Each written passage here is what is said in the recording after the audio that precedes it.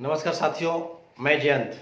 आज फिर एक वीडियो के माध्यम से मैं अपने बिहार के तमाम नियोजित शिक्षक साथी, शिक्षिकाएं बहनों के बीच में उपस्थित हूं। आप सभी हमारा क्रांतिकारी अभिनंदन को स्वीकार करेंगे।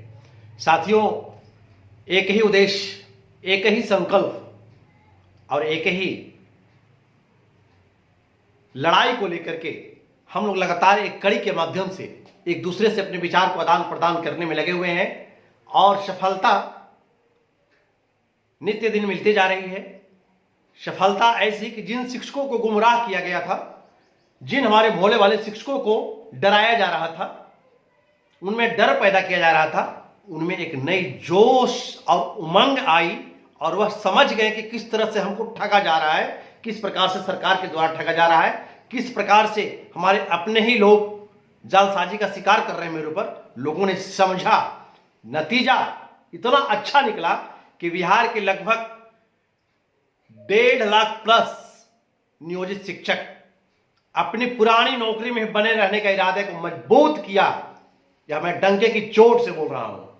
और सिर्फ ऐसे ही शिक्षक नहीं जो कि सक्षमता में नहीं बैठने वाले, सक्षमता में नहीं बैठने वालों की संख्या तो अनगिनत था ही। ऐसे शिक्षक इनकार कर दिए नौकरी को जिन्होंने काउंसलिंग करवा लिया था सक्षमता 2 का, जो नियुक्ति पत्र लेने के बावजूद भी नहीं जाने का संकल्प लिया। हजारों की तादाद में लोग अपने नई नौकरी में रहने का संकल्प ले लिया और सरकार की यह गलत मानसिकता को समझते हुए ये विशिष्ट शिक्षक नहीं बनने का संकल्प लिया। अब हमारे किसी साथी को शायद विश्वास नहीं हो तो आप अपने अगल बगल आस पड़ोस के प्रखंड जिला से पता कर लीजिए। इसी संदर्भ में कल 2 मार्च को बिहार के तमाम वैसे जिले जहां कुछ है उत्तरी बिहार के भागलपुर और 1-2 प्रखंड जिलों में पिछले सप्ताह रविवार को बैठक रखा गया था। तो जहां बैठक एक सप्ताह पहले रखा गया वो तो ठीक ही है, लेकिन बिहार के लगभग जिलों और प्रखंडों में, प्रखंड स्तर पे, जिला स्तर पे जहां जैसी व्यवस्था, उसके तहत 2 मार्च दिन रविवार को 10:30 बजे से आप तमाम नियोजित शिक्षक साथी इकट्ठा हो रहे हैं। अपने हर बहुमूल्य कार्य को छोड़कर इकट्ठा हो रहे हैं। क्यों? क्योंकि इससे बड़ा बहुमूल्य कार्य नहीं हो सकता है। शादी विवाह आपके लाइफ में आते रहेगा, मरनी जीने आपके लाइफ में आते रहेगा। दुनिया बड़ी है तो कुछ ना कुछ होते ही रहेगा, घटनाएं नित्य घटते रहती है। कुछ ऐसी घटनाएं होती है जो अचानक होती है, कुछ घटनाएं जो होती है वो निश्चित पहले से होती है। तो उन सभी बाधाओं से निकलते हुए कल 2 मार्च के बैठक में निश्चित रूप से अपनी उपस्थिति को दर्ज करने का काम करेंगे। क्यों? क्योंकि आपकी भविष्य की निर्णायक मोड़ पर रास्ता अख्तियार करने का बैठक है कि आप कौन सा रास्ता पकड़ेंगे। आप सभी लोग अपने जिले में, जो भी कई जिला से फोन आया कि भैया जिला का हम जिला का अभी नेतृत्व का नाम नहीं लेना चाहते हैं, सबको बाबा क्यों नाल में, हमारे जिला से जो नेता फलाना थे वो फोन नहीं उठा रहे हैं। पर तो आप नहीं उठा रहे, हो सकता है वो बन गए होंगे नया वाला शिक्षक, तो आपसे क्यों उठाएंगे फोन को, आपके बीच में क्यों आएंगे वो? तो नहीं उठा रहे तो छोड़ दीजिए उनको। जो जिंदा है वो आपके दिल में है, जो जिंदा है वो आपके सामने खड़ा होकर बोल रहा है। जो जिंदा नहीं है आपके लिए वह पर्दे के पीछे छिप गया। तो कल की बैठक में आप किसी नेता का इंतजार नहीं करेंगे। जो शिक्षक साथी जितना भी है उसी में से कार्यकारी अध्यक्ष बनाइए, कार्यकारी सचिव बनाइए, कार्यकारी संयोजक बनाइए और बना करके लड़ाई को आगे बढ़िए लेकर के। जब देश में आपातकाल जब स्थिति होती है तो वहां पर देखा नहीं जाता है सेना में कि सेना में कौन कुकमैन है, कौन नाई है, कौन आयरन करने वाला नहीं देखा जाता है, सबको बॉर्डर पर भेज दिया जाता है। ठीक उसी प्रकार अभी यह देखने की आवश्यकता नहीं है कि कौन मेरा नेता था। जो आपका नेता है आपके साथ कंधे से कंधे मिला करके चल रहा है। जो आपका नेता नहीं है, वह नहीं है, निकल गया, भाग गया, आपसे मतलब साधा निकल गया, तो आप लोग बैठक कल का निश्चित रूप से करें। जो साथियों में गुमराह किया जा रहा है, डर पैदा किया जा रहा है, साथी देखिए हमारे कितने भोले भाले शिक्षक हैं। लगातार जब बात शिक्षक से हो रही है, लगातार कई शिक्षकों ने फोन किया कि भाई आज उसमें जाए से क्या फायदा मिलेगा नया नौकरी में। लोग हमको समझा रहा है, जो विशिष्ट बन गया वो बोला भाई ऐसे मिलेगा वैसे मिलेगा। मैंने हमारे ऐसे भोले भाले शिक्षक हैं, इसको अन्यथा नहीं लेंगे हमारे साथी, ऐसे भोले भाले शिक्षक हैं कि जिनको पता नहीं कि हमारा ग्रेड पे क्या है, जिनको पता नहीं कि मेरा पे स्केल क्या है। अब बताइए तो, उन शिक्षक को, वैसे भोले भाले नादान शिक्षकों को जो सिर्फ विद्यालय में जाकर के बच्चों को लगन से आज तक पढ़ाने का काम किए, वैसे शिक्षकों को लोग ठगी का शिकार बना रहे हैं, ठग रहे हैं, ठगेरा बन करके। उन शिक्षक को मालूम नहीं था कि मेरा ग्रेड पे क्या है, मेरा पे स्केल क्या है। लगभग हजारों शिक्षकों से मुझे वार्तालाप के दौरान ऐसी बातें आई। जब मैंने उनको बताया कि आप 1 to 5 में हैं, तो हाँ सर, हम आपका ग्रेड पे 2000 है। सर हमको मालूम नहीं था। आपका पे स्केल 5200 से 20,200 का है। सर हमको मालूम नहीं था। तो साथियों, हम लोग सब जान रहे हैं कि हम लोग 1 to 5 वाले, हमारा ग्रेड में 2000 है। जो ये 6 to 8 में जो बहाल हुए उनका 2400 है। जो हाई स्कूल वाले हैं उनका 2800 ग्रेड पे है। पे स्केल हम लोग सबका 5200 से 20,200 का है। अब जब इतनी सारी बात बताए तो बोला बाप रे बाप भैया, इतना बड़ा हम लोग को ये हक छीना जा रहा है। हम इतना ही नहीं हक छीना जा रहा है, अभी आपका हक छीना जा रहा है कि आपको कालवत प्रोन्नति मिलना तय है, स्नातक गण प्रोन्नति मिलना तय है, प्रधानाध्यापक प्रोन्नति मिलना तय है। और इतना ही नहीं, 2015 में जो फिक्सेशन हुआ वो पे स्केल के हिसाब से जो लेवल बैठाया गया, वो लेवल गलत बैठाया गया है, जिसके कारण लगभग प्रति शिक्षक 4 से 5 हजार रुपया मंथली नुकसान होते चला रहा है अभी तक। जिसका हिसाब किताब भी कर करके हमारे गणितज्ञ शिक्षक साथी सोशल मीडिया पर वायरल कर रहे हैं, आप उसको भी देख सकते हैं। इतना सारा कुछ सुनने के बाद वो शिक्षक को ऐसा लगा कि शौक लग गया। मतलब बाप रे बाप, हम नहीं जानते थे। हम लोग तो ये सोचे कि हम लोग को यहां से ले जाकर सरकार अच्छी जगह पर बैठा रहा है।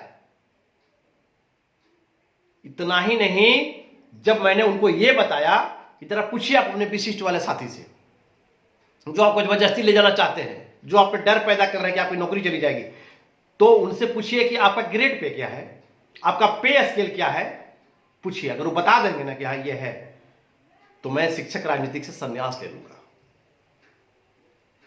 तो ऐसा कुछ है नहीं। अब बताइए कि आज मैं किसी की तौहीनी नहीं करता हूं, मेरा उद्देश्य तौहीनी करना नहीं है, मेरा उद्देश्य किसी की शिकायत करना नहीं है, लेकिन हकीकत के माध्यम से समझाने का एक रास्ता अपनाता हूं मैंने कहा उनसे जाके पूछिए, हमारे जो अध्यापक जो बने हैं, हमारे बीपीएससी वाले छोटे भाई बहन, उनको सरकार, ये तो नए लोग थे, इनको नौकरी की तलाश थी, इनकी बेरोजगार बैठे हुए थे, इनको नौकरी चाहिए थी। ये नौकरी के मारे इन्होंने सरकार जो दिया इनको वे स्वीकार कर लिया इन लोगों ने। आज जो अध्यापक की नौकरी कर रहे हैं, मैं डंके की चोट से बोल रहा हूं कि ये हरियाणा के और गुड़गांव के फैक्ट्री में नौकरी कर रहे हैं। नाम है शिक्षक, लेकिन हरियाणा गुड़गांव की फैक्ट्री वाले वर्कर हैं ये। कहिए कैसे? इनका ग्रेड पे क्या है, इनका पे स्केल क्या है? अब कुछ गलथेथरी करने वाले, थेथरोलॉजी करने वाले इस पर कह सकते हैं कि ग्रेड पे नहीं मिले तो क्या होगा, सरकारी नौकरी नहीं रहेगा। एकदम रहेगा। लेकिन जरा इतिहास उठा के देख लीजिए कि एक चपरासी का भी नौकरी है, उसका भी ग्रेड पे है। फिर कौन सा राजकर्मी? भैया हमको राजकर्मी का नाम नहीं चाहिए, सिर्फ हमको अगर हो सके माननीय मुख्यमंत्री महोदय जी, तो आपके नजर में और कोई खराब नाम है, गंदा से गंदा नाम है, वो भी नियोजित से हटा करके रख दीजिए, हमको स्वीकार है।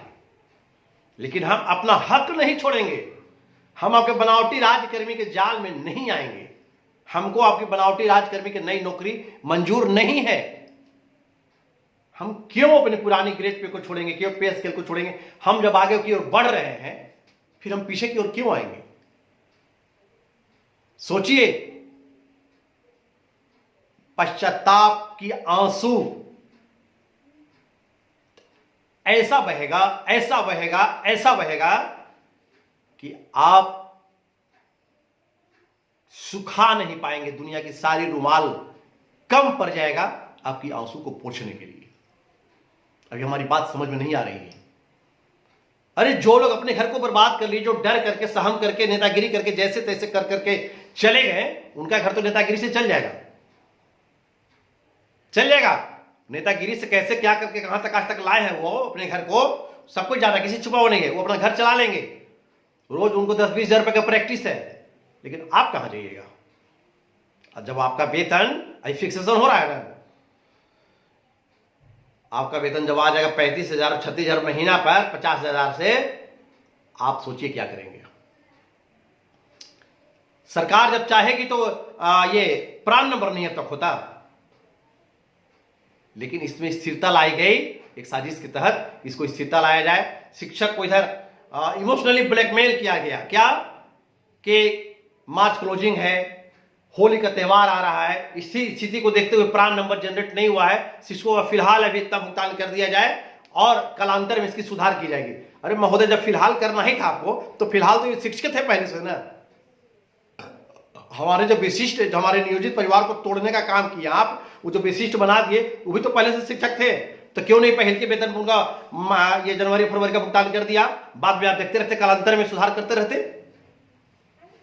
तो मानसिकता जो लोगों की है, जो सरकार की है, वह लोग नहीं समझ पाए। लेकिन ये माननीय मुख्यमंत्री जी सब कुछ साफ साफ कह दिए हैं कि हम अध्यापक वाली सारी सुविधा आपको दे रहे हैं, फिर भी हमारे शिक्षक नहीं समझ रहे हैं। तो बाबर कहते हैं कि इसमें मुख्यमंत्री जी का कोई गलती नहीं है, और आप तो जो कहे वो कर रहे हैं।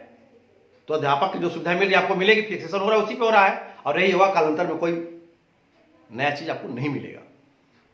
एक प्रोन्नति पदोन्नति सब छोड़ करके आप कालांतर का इंतजार कर रहे हैं, जिसमें सरकार आपके नियमावली में ही दर्ज कर दिया है कि कालांतर में यदि रिक्त पद रहेगा और विभाग का राय रहेगा, फैसला रहेगा, निश्चित रहेगा, तब आपको किया जाएगा। तो एक बात तो कालांतर का ही कालांतर बिताकर जब लेने का टाइम आया तो नई नौकरी में भेजने की साजिश की गई, फिर किस कालांतर का इंतजार करते हैं। और मैं अपने नियोजित शिक्षक साथियों को बताना चाहूंगा कि साथियों, अभी लाइट देखी चली गई है, साथियों आप लोग निश्चिंत रहें। मदन मोहन झा के द्वारा ऐसा नियम बना के रखा गया हम लोगों के लिए कि हम लोग को कोई सरकार हिला नहीं सकता, हम लोग नियोजन निकाय में बने रहेंगे। चलिए, इन्हीं बातों के साथ, चूंकि लाइट चली गई है अचानक, इन्हीं बातों के साथ मैं आपसे कहना चाहूंगा कि आप लोग निश्चित रूप से 2 मार्च के बैठक में अपने अपने जिलों में उपस्थित होने का काम करें। जय हिंद, जय शिक्षक, जय भारत।